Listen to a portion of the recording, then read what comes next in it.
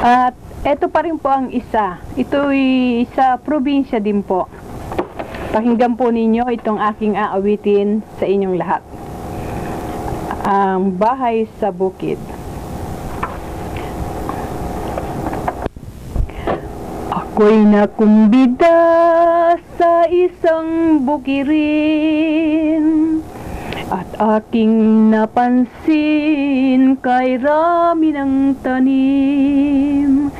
Sari-saring gulay, may punong prutas din, hitik na sa bunga, kay sarap kainin.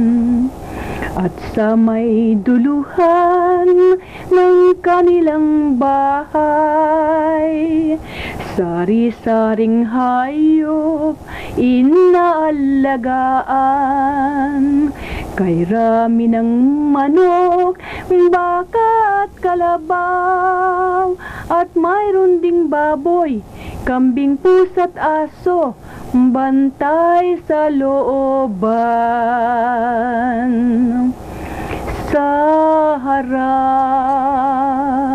ng bahay, kay gandang